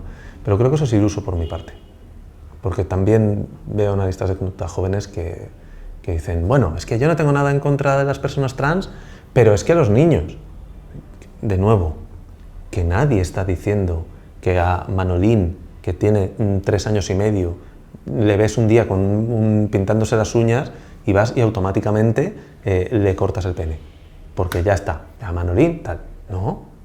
Aparte de que luego te dicen cosas como, pues eso, una niña se da cuenta de que ser niño tiene muchos privilegios y entonces empieza a emitir la verbalización yo soy niño y entonces se le empieza a reforzar una serie de cosas que hacen que su vida sea más fácil y entonces ya, por reforzar una verbalización, hemos llegado a convertir a esta niña en niño.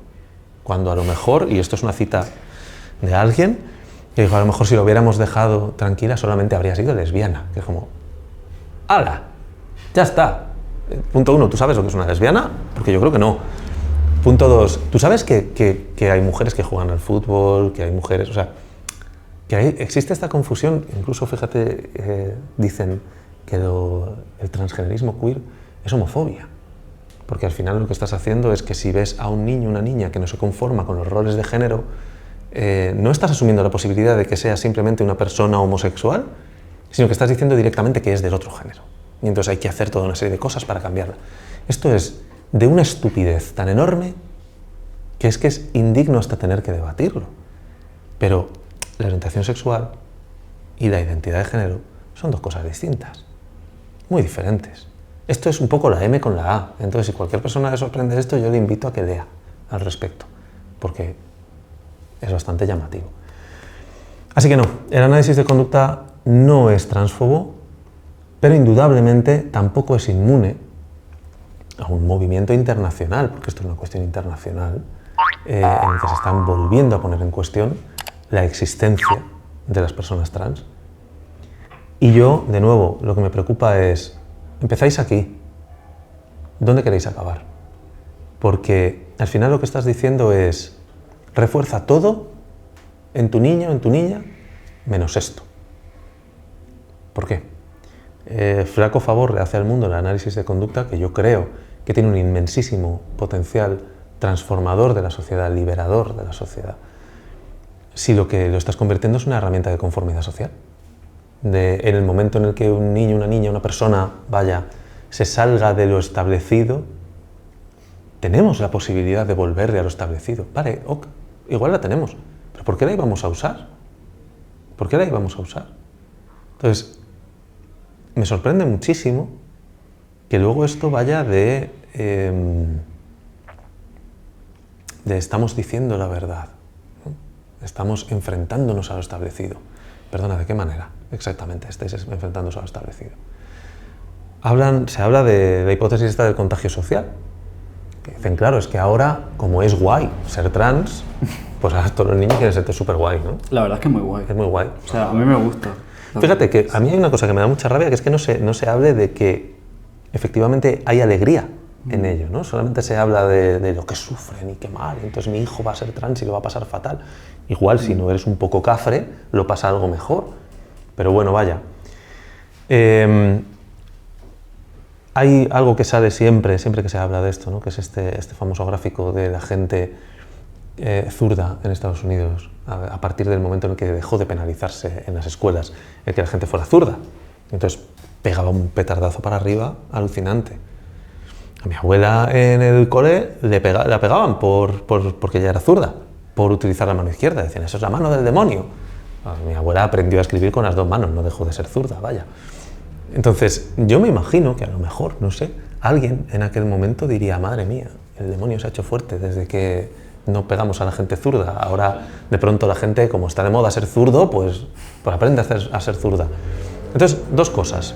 La primera, claro, si se deja de penalizar socialmente, por suerte, no se deja de penalizar socialmente, se reduce la penalización social de cualquier tipo de disidencia afectivo, sexual o de identidad, va a haber más gente que se atreva a autoidentificarse con ella. Sin duda, porque ya no te lo estoy preguntando con la pistola en la cara. Vale. Eso no quiere decir que haya más gente, punto 2. ¿Y si la hubiera qué? Que ahí es donde está el fondo de la cuestión. Vamos a imaginar que de verdad, de pronto, como hay más personas trans en las series y en Netflix, también está el monólogo profundamente transfobo de Ricky Gervais, pero aparentemente eso no importa, ¿no? Lo que importa es que hay un personaje trans al que no matan de una paliza, y entonces esto significa que ser trans es guay. Vale. Vamos a imaginar que hay un montón de gente en el mundo, de chavales, de chavalas, que ven eso y dicen, ¡ah, mamá, quiero ser trans! Y de pronto empiezan todo este proceso. ¿Dónde está el problema? ¿Dónde está el problema? No puedes decir simultáneamente que no tienes nada en contra de las personas trans y luego considerar que haya más personas trans es un problema. No puede ser. Entonces te pueden decir, claro, pero es porque se someten a operaciones, eso sí, se sienten amables. Cuando no se sienten amables te dicen eso, no se mutilan, se drogan. Y luego a veces eso es irreversible, como el libro este de la señora, un daño irreversible, que es como una fantasía absoluta. Bueno, hay muchas cosas irreversibles en la vida. Hay muchas cosas irreversibles en la vida. O sea, no es sostenible simultáneamente que una persona puede, con un poquito de esfuerzo, dejar de ser trans, que al final es de lo que va esto, y que una persona no puede convivir con algo que es un error, o que ha cometido un error. ¿Hay gente que luego se arrepiente? Indudablemente. Por supuesto que la hay. Es gente que merece que se la acoja, que merece que se la escuche y que merece que sea tenida en cuenta. Pero vamos a ver, que no les veo yo en las puertas de las clínicas de maternidad diciendo no vayas a tener hijos, que esto es irreversible. ¿Por qué? ¿Por qué hay errores que están bien y errores que están mal? Cuando lo único que está en juego es la autonomía sobre mi propio cuerpo, sobre mi propia vida. O sea, a mí me resulta llamativo, sobre todo me da mucho miedo, me da mucha pena, más que nada es tristeza, fíjate, más que miedo es tristeza. Me da tristeza porque veo a gente a la que yo he admirado mucho contenta de ser compañeros de viaje de gente como Macarena Olona o como Rocío Monasterio. O sea, si tú dices, si yo me subo en un autobús y toda la gente de este autobús está encantada de conocerme, ah, qué bien, aquí estoy entre iguales, ¿no? Estamos, no sé qué. Y porque vamos al mismo sitio y de pronto en mitad del viaje miro y resulta que son todos nazis, yo me preguntaría a dónde voy y qué me ha hecho subirme en ese autobús. Y no vale el, bueno, es que a ver, no pasa nada por estar de acuerdo con los nazis en que el agua moja, como si fuera una obviedad. Que el agua moja es una obviedad, por supuesto. Que las personas trans, como las personas cis, tienen derecho a la autonomía sobre sus propios cuerpos y sus propias vidas, no es una obviedad del mismo calibre. O sea, debería ser una obviedad, pero no es en eso en lo que estéis de acuerdo. Así que, no sé, yo la verdad es que creo que lo más útil en estas circunstancias es mostrar que el análisis de conducta como corpus teórico, como método, como cuerpo de investigación, no es, como programa de investigación, perdón, no es en absoluto incompatible con la idea de la autodeterminación de género, en absoluto. ¿Quieres añadir, Rosa? Realmente no creo que tenga nada que añadir. Has dicho todo y lo has dicho muy bien. Me alegro. Y por ejemplo, Ricardo, siguiendo con estos temas de análisis de conducta, nosotros cuando nos hemos posicionado un poco, nos sacan como, ¿en qué defendíais cuando se decía que no existía el TDAH y ahora que se está diciendo? Nosotros podemos saber del disparate de decir todo eso, pero ¿qué les dirías a esta? Vamos, es que creo que tiene todo que ver con esta falacia de que todo se tiene que poder debatir, que no es cierto. A mí me han dicho en alguna ocasión, oye, ¿por qué no organizas un debate con esta gente? Tal. No, por muchos motivos. Primero, porque al final tener que estar debatiendo esto es una derrota. Ellos creen que es una victoria para ellos, pero también es una derrota para ellos.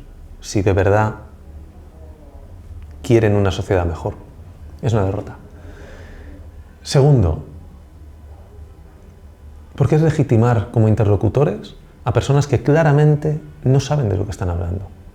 No saben de lo que están hablando porque están argumentando, y estoy siendo tan generoso con utilizar la palabra argumento que esto tendría que poder desgravarlo en Hacienda, ¿vale? Pero están argumentando con argumentos que si existieron hace 30 años, no ahora. No tiene sentido hablar de las personas trans sin hablar con las personas trans, las de ahora, porque es aquellas sobre cuya vida estás emitiendo un dictamen. No, aparte, yo es que con la mala praxis me llevo un poquito mal. Quiero decir, yo, a lo mejor es de eje clínico, pero yo, si tengo que hacer una valoración sobre algo, sobre alguien, emitir un dictamen, hacer un programa de qué es lo que se tendría que hacer, yo antes hablo con esa persona. Llámame excéntrico. Yo antes me informo de cuál es su situación real, de qué es lo que quiere, de qué es lo que piensa, ¿no? Hablar en términos de igualdad con gente que no lo hace no me parece lo mejor que se puede hacer. Y luego aparte, porque evidentemente yo, si estoy diciendo esto, entrar en un debate, yo, un señor cis, con otros señores cis, a debatir sobre la existencia de las personas trans, es que me parece demencial. Entonces, claro, ¿por qué el TDAH no existe? Bueno, vamos a ver, es que ese es otro melón. Ese es otro melón importante. No es que el TDAH no exista, en el sentido de no es que no existan los comportamientos, los sentimientos, los problemas que pueden existir de atención, etc. Es que el diagnóstico puede no tener sentido. Vale. Pero estamos hablando de problemas de comportamiento.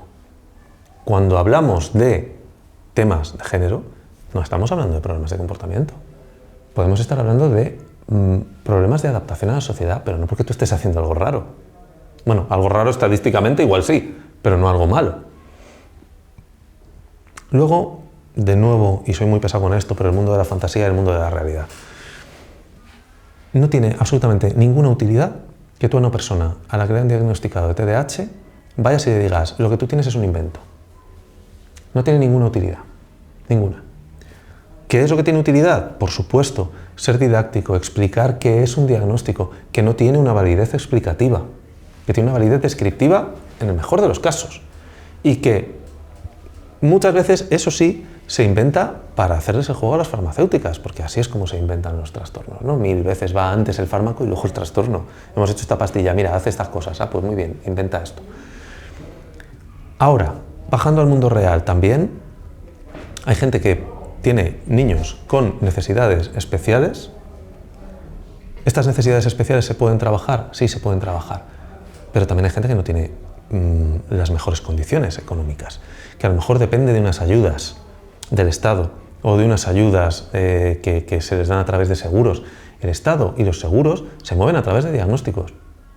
¿Es una mierda? Es una mierda. ¿No tendría que ser así? No tendría que ser así. Pero ocurre que es así ahora. Entonces, hay veces que a una persona darle un diagnóstico lo que le da también es la posibilidad de acceso a unas cosas que le salvan la vida. Y luego tú, yo en muy poquitas ocasiones por suerte, pero en alguna ocasión me han venido y me han dicho, mira, es que el seguro me dice que me tienes que poner un diagnóstico de depresión. A mí se me cae la cara de tener que decir eso, de alguien que tiene depresión como el que tiene un brazo. Eso es una estupidez.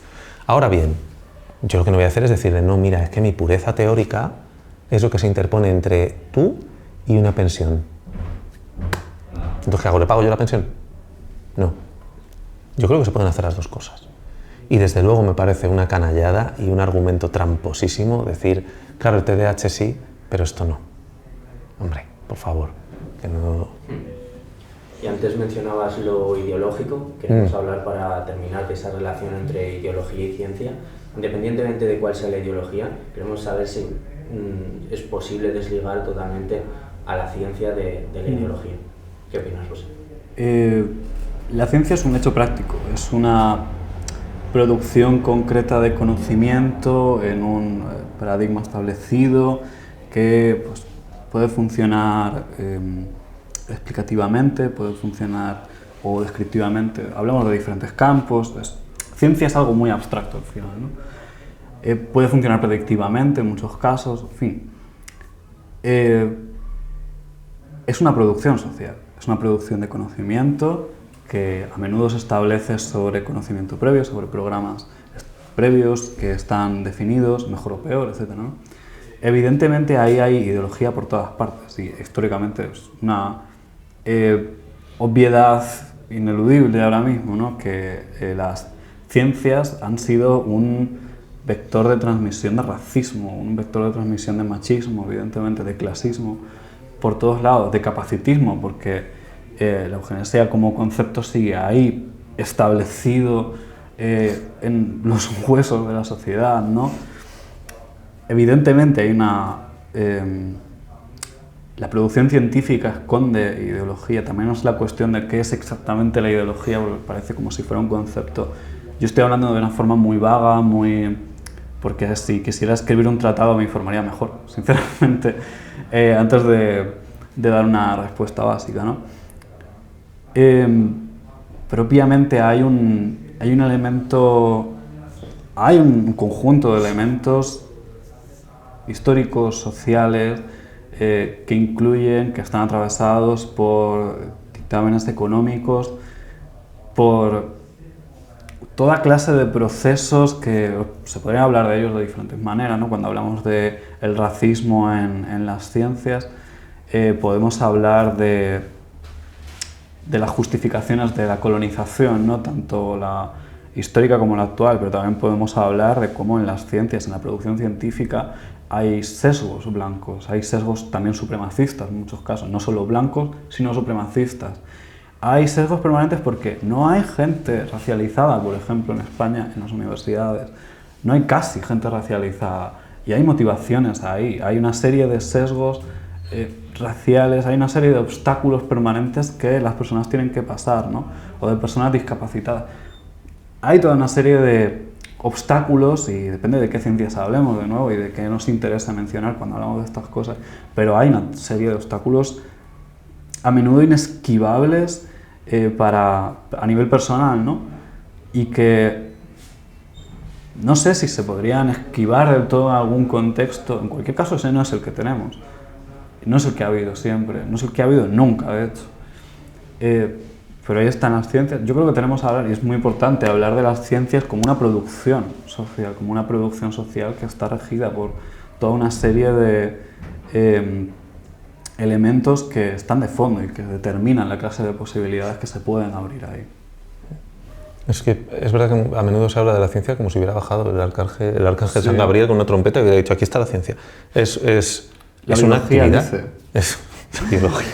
La biología dice, como si la biología fuera eso, que se abre de pronto la boca de la tierra y dice ¡pa, pa, pa! No. Evidentemente la ciencia es un conjunto de comportamientos también, voy a ser pesado, pero uno hace ciencia. La ciencia no es nada más que una actividad, nada más y nada menos. Mitificamos muchísimo siempre, ¿no? Y no voy a ser yo en medio de un local climatizado, teniendo casi 40 años y todos mis dientes, y yo qué sé, viviendo una vida como la que vivo, la que diga, oh Dios mío, la ciencia es horrible. Por supuesto que no, claro que no. O sea, la ciencia es una herramienta. Ahora bien, primero habría que definir ideología, por supuesto, ¿no? Desde el punto de vista de análisis de conducta, una definición tentativa de ideología podría ser un conjunto de reglas que describen o condicionan unos comportamientos como intrínsecamente reforzantes, es decir, como deseables, y otros como dignos de castigo social, es decir, que probablemente evoquen un comportamiento dirigido a la eliminación de esas cosas, ¿vale? Claro, definido así, al menos todos tenemos ideología, todos, porque todos hemos, o sea, esos aprendizajes ¿cómo se han hecho? Pues en tu día a día. En tu día a día has visto un niño empuja a otro y tú estás con tu madre en ese momento y te dice tu madre, eso está muy mal. Entonces tú has aprendido, empujar a otras personas está mal. Eso se va construyendo a partir de ahí. A mí me parece, en el mejor de los casos, de una inocencia casi encantadora, el decir que uno puede dejar a un lado su ideología cuando está haciendo ciencia. Digo en el mejor de los casos, específicamente cuando está haciendo ciencia que tiene que ver con las propias personas. A lo mejor cuando uno está haciendo geología, pues se me ocurren pocos momentos en los que sea relevante cuál es su idea de lo que tendría que ser una sociedad ideal. Pero, igual los hay, seguramente los habrá. Pero cuando uno está haciendo psicología específicamente, de verdad, o sea, en el mejor de los casos inocente, en el peor de los casos muy tramposo, muy tramposo. A mí cuando dicen, no, es que hay que proteger, lo que están haciendo es ideología y no ciencia. Perdona, ¿y lo que tú estás haciendo no? Porque precisamente, como decía antes, tú lo que estás haciendo es decir que hay una serie de aprendizajes que están mal, éticamente mal, moralmente mal. Y hay otra serie de aprendizajes que están bien, éticamente, moralmente. ¿Qué es lo que te ha llevado a decir que esto está bien y que esto está mal? Un aprendizaje. Podemos llamar a ese aprendizaje ideología. Sin duda. Entonces no es que yo no esté siendo ideológico, a mí no me da ninguna vergüenza decir que tengo compromisos ideológicos. Lo que me pregunto es por qué tú dices que no. ¿Por qué la ciencia es una cosa como pura, cristalina, ¿no? A través de la ciencia lo vemos todo tal y como es. Bueno, sí según. Y la ideología es esa cosa horrorosa, sucia, que lo mancha todo. Porque ideología es lo de los demás. Lo mío es sentido común, por supuesto, ¿no? Pero ideología es lo de los demás. Entonces, ¿yo me tengo que poner mis guantecitos de cirujano para poder hacer ciencia? No llevas guantes. Lo peor es que creas que los llevas. Eso es lo peligroso. Hay pocas cosas más profundamente ideológicas que pedir a la gente que deje a un lado la ideología. Precisamente como analistas de conducta, lo que tenemos que hacer es incorporar eso al análisis. No decretar que queda fuera. Porque además es eso, es decretarlo. O sea, es decir, esto es ideológico y entonces no tiene lugar aquí. Mágicamente yo cruzo la puerta de mi consulta, por ejemplo, y de pronto me desprendo de mis ideologías. No, señor. Y yo a lo mejor, por ir a lo que a mí me interpela directamente, ¿no? Como terapeuta, a lo mejor me encuentro con una persona delante de mí que tiene una ideología radicalmente distinta a la mía. ¿Yo se supone que tengo que ignorar el efecto que eso tiene en mí? No. No tengo que ignorarlo, porque tengo que estar preparado para poder controlarlo. Si lo que quiero hacer, si mi trabajo en este momento, en este lugar, es ayudar a esta persona, tendré que controlar esto, ¿no? Lo que no puedo hacer es decir, yo, por mis santas narices, resulta que no tengo ideología. Y claro, pasa que se dan un poco esta curiosa reversibilidad de las afirmaciones, ¿no? Antes hablábamos del TDAH. Con el tema del TDAH, a los profesionales que han ido por ahí diciendo el TDAH no existe, dando unas buenas razones, aunque el eslogan sea cojo, pero dando unas buenas razones, les han criticado, les han llamado de todo, les han tratado. Y yo creo que hay profesionales que han dicho, si digo la verdad, la gente se enfada. Por lo tanto, si la gente se enfada, estoy diciendo la verdad. Entonces disfrutan enfadando a la gente, ¿no? Hay, pues eso, supuestas autoridades que se lo pasan muy bien insultando en Twitter, atacando, esparciendo bulos, a pesar de que se le ha dicho una y mil veces que son bulos, pero da igual, porque lo que importa es el chascarrillo de bar, ¿no? En mi torre académica, pero con el palillo firmemente metido aquí en la boca. ¿No es ideológico eso? Eso no es ideológico. ¿no? Preguntarse si... ¿cómo se llama este actor trans que salió del armario el año pasado? Elliot Page. Elliot Page. Que Elliot Page diga, soy trans, y que la primera pregunta que te salga y que consideres digna de publicarse sea, ¿es Elliot Page trans o de derechas? Es en ti en el que tengo que confiar para mi fuente libre de ideología, ¿no? Hombre, por favor, de nuevo, un poquito de decoro.